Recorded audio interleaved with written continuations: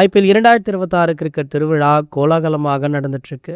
சமீபத்தில் ஜெய்ப்பூர்ல நடந்த ராஜஸ்தான் ராயல்ஸ் அணிக்கு எதிரான போட்டியில சன்ரைசர்ஸ் ஹைதராபாத் அணி 5 விக்கெட்டுகள் வித்தியாசத்துல வெற்றி பெற்றாங்க. இந்த போட்டியில முதல்ல பேட்டிங் பண்ண ராஜஸ்தான் ராயல்ஸ் 20 ஓவர்கள்ல 228 ரன்களை குவிச்சாங்க. அந்த அணியுடைய தொடக்க வீரர் 15 வயதேயான இளம் புயல் வைபவ் சூரியவன்ஷி அவர்கள் சதம் எடுத்து விளாசினாரு. அவர் வெறும் 37 பந்துகள்ல 12 சிக்சர்கள் 5 பவுண்டரிகளுடன் 103 ரன்களை விளாசியிருக்காரு. பின்பு பேட்டிங் செய்த சன்ரைசர்ஸ் 18.3 ஓவரிலேயே வெற்றியை பெற்றுட்டாங்க. இந்த போட்டியில ஹைதராபாத் அணி வெற்றி பெற்றாலுமே வைபவ் சூரியவன்ஷி அடித்த மிரட்டல் சதம் தான் இப்போது உலகம் முழுக்கவே பேச்சாக இருக்கு. நடப்பு ஐபிஎல் தொடர்ல வைபவ் இதுவரைக்குமே 8 போட்டிகள்ல 357 ரன்களை குவித்திருக்காரு. இப்படி 15 வயதிலேயே பிரபலமான வைபவ் சூரியவன்ஷி அவர்களுக்கு காயம் ஏற்பட்டுள்ளது ராஜஸ்தான் ராயல்ஸ் அணிக்கு பெரிய பின்னடைவை ஏற்படுத்தியிருக்கு. அதாவது ஃபீல்டிங் செய்த போது அவருக்கு தொடை நரம்பு பிடிப்பு போன்ற ஒரு பிரச்சனை ஏற்பட்டிருக்கா. இது தற்போது தீவிரமாக இருக்கு அப்படின்னு சொல்லப்படுது.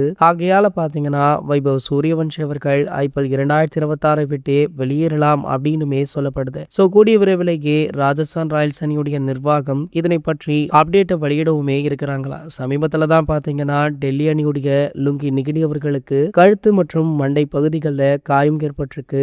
அவருமே தற்போது மோசமான நிலையில தான் இருக்காரு. சோ அவருமே பாத்தீங்கன்னா ஐபிஎல் விட்டு வெளியேற வாய்ப்பு இருப்பதாக சொல்லப்படுது. இப்படி இந்த ஐபிஎல்ல அடுத்தடுத்து பல பிளேயர்கள் இன்ஜுரியால வெளியேறிட்டு இருக்காங்க.